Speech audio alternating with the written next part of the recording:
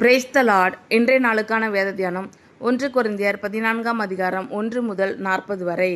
அன்பை நாடுங்கள், ஞான வரங்களையும் விரும்புங்கள், விசேஷமாய் தீர்க்க தரிசன வரத்தை விரும்புங்கள். ஏன் எனில் அந்நிய பாஷையில் பேசுகிறவன் ஆவியினாலே ரகசியங்களை பேசினாலும் அவன் பேசுகிறதை ஒருவனும் அறியாதிருக்கிறபடியினாலே அவன் மனுஷரிடத்தில் பேசாமல் தேவனிடத்தில் பேசுகிறான். தீர்க்க தரிசனம் சொல்லுகிறவனோ மனுஷருக்கு பக்தி விருத்தியும் புத்தியும் ஆறுதலும் உண்டாக்கத்தக்கதாக பேசுகிறான். அந்நிய பாஷையில் பேசுகிறவன் தனக்கே பக்தி விருத்தி உண்டாக பேசுகிறான். தீர்க்க தரிசனம் சொல்லுகிறவனோ சபைக்கு பக்தி விருத்தி உண்டாக பேசுகிறான். நீங்கள் எல்லாரும் அந்நிய பாஷைகளை பேசும்படி விரும்புகிறேன். ஆகிலும் அந்நிய பாஷைகளில் பேசுகிறவன் சபைக்கு பக்தி விருத்தி உண்டாகும்படிக்கு அர்த்தத்தையும் சொல்லாவிட்டால் தீர்க்க தரிசனம் சொல்லுகிறவன் அவனிலும் மேன்மை உள்ளவன். ஆதலால் நீங்கள் தீர்க்க தரிசனம் சொல்லுகிறவர்களாக வேண்டுமென்று அதிகமாய் விரும்புகிறேன். மேலும் சகோதரரே, நான் உங்களிடத்தில் வந்து உங்களுக்கு இரகசியங்களை வெளிப்படுத்துவதற்காவது, அறிவு உண்டாக்குவதற்காவது, தீர்க்க தரிசனத்தை அறிவிக்கிறதற்காவது, போதகத்தை போதிக்கிறதற்காவது ஏதுவானதை சொல்லாமல் அந்நிய பாஷைகளில் பேசினால் என்னாலே உங்களுக்கு பிரயோஜனம் என்ன? அப்படியே புல்லாங்குழல், சுரமண்டலம் முதலாகிய சத்தமிடுகிற உயிரில்லாத வாத்தியங்கள் தொனிகளில் வித்தியாசம் காட்டாவிட்டால் குழலாலே ஊதப்படுகிறதும் சுரமண்டலத்தாலே வாசிக்கப்படுகிறதும் இன்னதென்று எப்படி தெரியும்? அந்தப்படி எக்காலமும் விளங்காத சத்தமிட்டால் எவன் யுத்தத்திற்கு ஆயத்தம் பண்ணுவான்? அதுபோல நீங்களும் தெளிவான பேச்சை நாவினால் வசனையாவிட்டால் பேசப்பட்டது இன்னதென்று எப்படி தெரியும்? ஆகாயத்தில் பேசுகிறவர்களாய் இருப்பீர்களே. உலகத்திலே எத்தனையோ விதமான பாஷைகள் உண்டாயிருக்கிறது. அவைகளில் ஒன்றும் அர்த்தமில்லாததல்ல. ஆயினும் பாஷையின் கருத்தை நான் அறியாமல் இருந்தால் பேசுகிறவனுக்கு அந்நியனாய் இருப்பேன், பேசுகிறவனும் எனக்கு அந்நியனாய் இருப்பான். நீங்களும் ஆவிக்குரிய வரங்களை நாடுகிறவர்கள் ஆனபடியால் சபைக்கு பக்தி விருத்தி உண்டாக்கத்தக்கதாக அவைகளில் தேரும்படி நாடுங்கள். அந்தப்படி அந்நிய பாஷையில் பேசுகிறவன் அதன் அர்த்தத்தையும் சொல்லத்தக்கதாக விண்ணப்பம் பண்ண கடவன். எண்ணத்தினால் எனில் நான் அந்நிய பாஷையிலே விண்ணப்பம் பண்ணினால் என் ஆவி விண்ணப்பம் பண்ணுமே அன்றி என் கருத்து பயனற்றதாய் இருக்கும். இப்படி இருக்க செய்ய வேண்டுவது என்ன? நான் ஆவியோடும் விண்ணப்பம் பண்ணுவேன், கருத்தோடும் விண்ணப்பம் பண்ணுவேன். நான் ஆவியோடும் பாடுவேன், கருத்தோடும் பாடுவேன். இல்லாவிட்டால் நீ ஆவியோடு சோஸ்திரம் பண்ணும்போது கல்லாதவன் உன் சோஸ்திரத்திற்கு ஆமேன் என்று எப்படி சொல்லுவான்? நீ பேசுகிறது இன்னதென்று அவன் அறியானே. நீ நன்றாய் சோஸ்திரம் பண்ணுகிறாய், ஆகிலும் மற்றவன் பக்தி விருத்தி அடைய மாட்டானே. உங்கள் எல்லாரிலும் நான் அதிகமாய் பாஷைகளை பேசுகிறேன், இதற்காக என் தேவனை சோஸ்திரிக்கிறேன். அப்படியிருந்தும் நான் சபையிலே அந்நிய பாஷையில் 10,000 வார்த்தைகளை பேசுகிறதிலும் மற்றவர்களை உணர்த்தும்படி என் கருத்தோடே 5 வார்த்தைகளை பேசுகிறதே எனக்கு அதிக விருப்பமாய் இருக்கும். சகோதரரே, நீங்கள் புத்தியிலே குழந்தைகளாய் இராதியுங்கள், துர்க்குணத்திலே குழந்தைகளாயும் புத்தியிலே தேறினவர்களாயும் இருங்கள். மறு பாஷைக்காரராலும் மறு உதடுகளாலும் இந்த ஜனங்களிடத்தில் பேசுவேன், ஆகிலும் அவர்கள் எனக்கு செவி கொடுப்பதில்லை என்று கர்த்தர் சொல்லுகிறார் என்று வேதத்தில் எழுதியிருக்கிறதே. அப்படி இருக்க அந்நிய பாஷைகள் விசுவாசிகளுக்கு அடையாளமாய் இராமல் அவிசுவாசிகளுக்கு அடையாளமாய் இருக்கிறது. தீர்க்க தரிசனமோ அவிசுவாசிகளுக்கு அடையாளமாய் இராமல் விசுவாசிகளுக்கு அடையாளமாய் இருக்கிறது.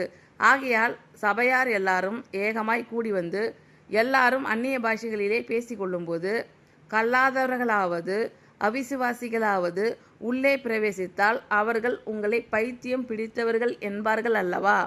எல்லாரும் தீர்க்க தரிசனம் சொல்லுகையில் அவிசுவாசி ஒருவன் அல்லது கல்லாதவன் ஒருவன் உள்ளே பிரவேசித்தால் அவன் எல்லாராலும் உணர்த்துவிக்கப்பட்டும் எல்லாராலும் நிதானிக்கப்பட்டும் இருப்பான். அவனுடைய இருதயத்தின் அந்தரங்கங்களும் வெளியரங்கமாகும். அவன் முகங்குப்புற விழுந்து தேவனை பணிந்து கொண்டு தேவன் மெய்யாய் உங்களுக்குள்ளே இருக்கிறார் என்று அறிக்கையிடுவான்.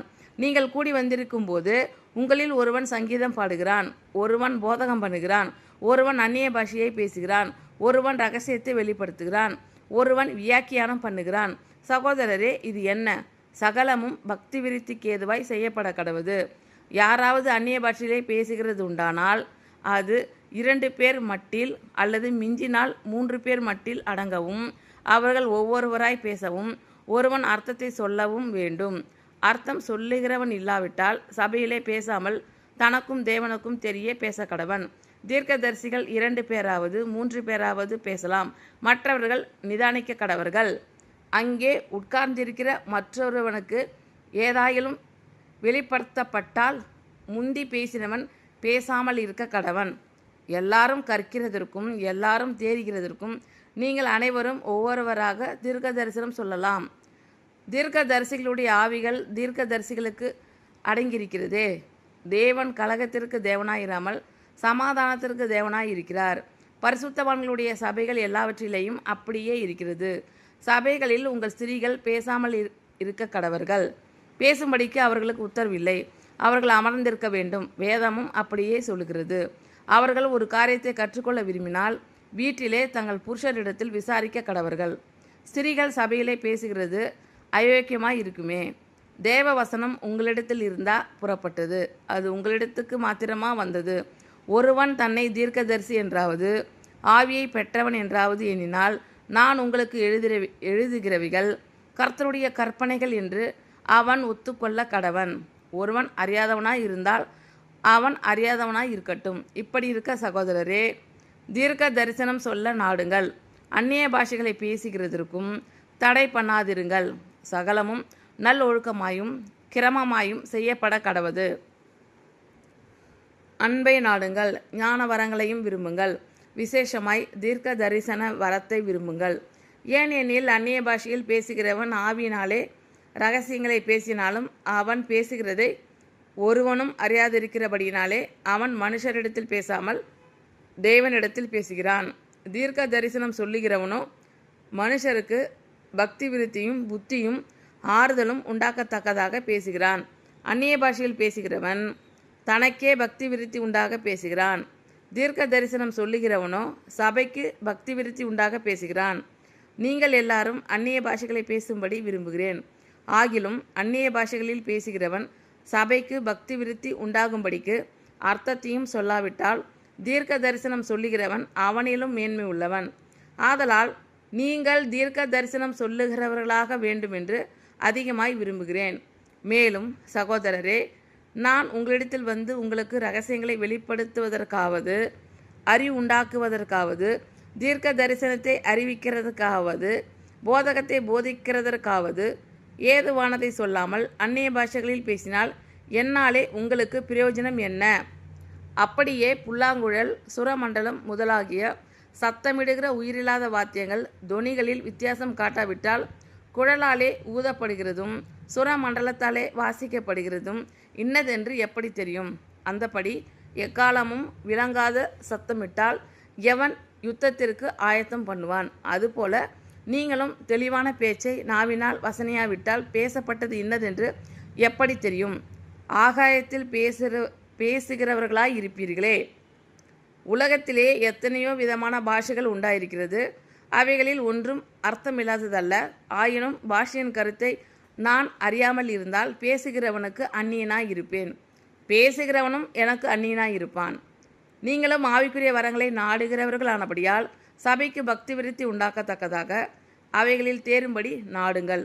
அந்தபடி அந்நிய பாஷையில் பேசுகிறவன் அதன் அர்த்தத்தையும் சொல்லத்தக்கதாக விண்ணப்பம் பண்ண கடவன்.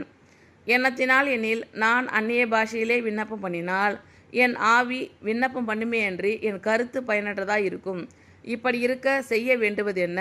நான் ஆவியோடும் விண்ணப்பம் பண்ணுவேன், கருத்தோடும் விண்ணப்பம் பண்ணுவேன். நான் ஆவியோடும் பாடுவேன், கருத்தோடும் பாடுவேன். இல்லாவிட்டால் நீ ஆவியோடு சோஸ்திரம் பண்ணும்போது கல்லாதவன் உன் சோஸ்திரத்திற்கு ஆமேன் என்று எப்படி சொல்லுவான்?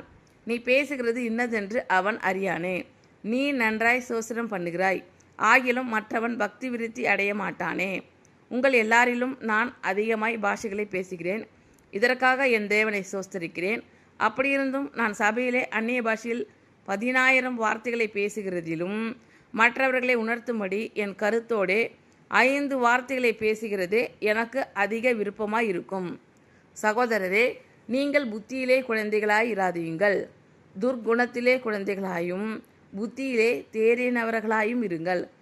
மறுபாஷைக்காரராலும் மறு உதடுகளாலும் இந்த ஜனங்களிடத்தில் பேசுவேன், ஆகிலும் அவர்கள் எனக்கு செவி கொடுப்பதில்லை என்று கர்த்தர் சொல்லுகிறார் என்று வேதத்தில் எழுதியிருக்கிறதே.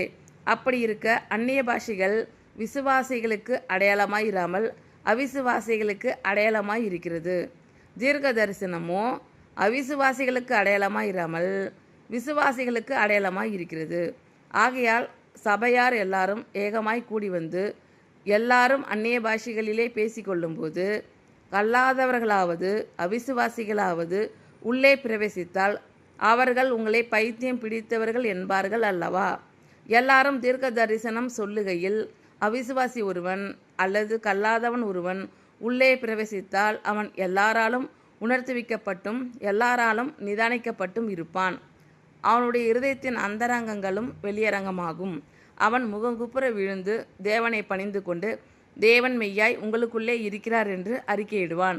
நீங்கள் கூடி வந்திருக்கும்போது உங்களில் ஒருவன் சங்கீதம் பாடுகிறான், ஒருவன் போதகம் பண்ணுகிறான், ஒருவன் அந்நிய பாஷையை பேசுகிறான், ஒருவன் இரகசியத்தை வெளிப்படுத்துகிறான், ஒருவன் வியாக்கியானம் பண்ணுகிறான். சகோதரரே, இது என்ன? சகலமும் பக்தி விருத்திக்கு ஏதுவாக செய்யப்பட கடவது. யாராவது அந்நிய பாஷையிலே பேசுகிறது உண்டானால் அது 2 பேர் மட்டில் அல்லது மிஞ்சினால் 3 பேர் மட்டில் அடங்கவும் அவர்கள் ஒவ்வொருவராய் பேசவும் ஒருவன் அர்த்தத்தை சொல்லவும் வேண்டும். அர்த்தம் சொல்லுகிறவன் இல்லாவிட்டால் சபையிலே பேசாமல் தனக்கும் தேவனுக்கும் தெரிய பேச கடவன். தீர்க்கதரிசிகள் 2 பேராவது 3 பேராவது பேசலாம், மற்றவர்கள் நிதானிக்க கடவர்கள். அங்கே உட்கார்ந்திருக்கிற மற்றொருவனுக்கு ஏதாகிலும் வெளிப்படுத்தப்பட்டால் முந்தி பேசினவன் பேசாமல் இருக்க கடவன். எல்லாரும் கற்கிறதற்கும் எல்லாரும் தேறுகிறதற்கும் நீங்கள் அனைவரும் ஒவ்வொருவராக தீர்க்க தரிசனம் சொல்லலாம். தீர்க்க தரிசிகளுடைய ஆவிகள் தீர்க்க தரிசிகளுக்கு அடங்கியிருக்கிறதே. தேவன் கலகத்திற்கு தேவனாயிராமல் சமாதானத்திற்கு தேவனாய் இருக்கிறார். பரிசுத்தவான்களுடைய சபைகள் எல்லாவற்றிலேயும் அப்படியே இருக்கிறது. சபைகளில் உங்கள் ஸ்திரீகள் பேசாமல் இருக்க கடவர்கள். பேசும்படிக்கு அவர்களுக்கு உத்தரவில்லை, அவர்கள் அமர்ந்திருக்க வேண்டும். வேதமும் அப்படியே சொல்கிறது. அவர்கள் ஒரு காரியத்தை கற்றுக்கொள்ள விரும்பினால் வீட்டிலே தங்கள் புருஷரிடத்தில் விசாரிக்க கடவர்கள். ஸ்திரீகள் சபையிலே பேசுகிறது அயோக்கியமாய் இருக்குமே. தேவ வசனம் உங்களிடத்தில் இருந்தா புறப்பட்டது, அது உங்களிடத்துக்கு மாத்திரமா வந்தது. ஒருவன் தன்னை தீர்க்கதரிசி என்றாவது ஆவியை பெற்றவன் என்றாவது எண்ணினால் நான் உங்களுக்கு எழுதுகிறவைகள் கர்த்தருடைய கற்பனைகள் என்று அவன் ஒத்துக்கொள்ள கடவன். ஒருவன் அறியாதவனாய் இருந்தால் அவன் அறியாதவனாய் இருக்கட்டும். இப்படி இருக்க சகோதரரே, தீர்க்க தரிசனம் சொல்ல நாடுங்கள், அந்நிய பாஷைகளை பேசுகிறதற்கும் தடை பண்ணாதிருங்கள். சகலமும் நல்லொழுக்கமாயும் கிரமமாயும் செய்யப்பட கடவது. ஆமீன். Thank you Lord. கர்த்தர் உங்கள் அனைவரையும் ஆசீர்வதிப்பாராக. God bless you all.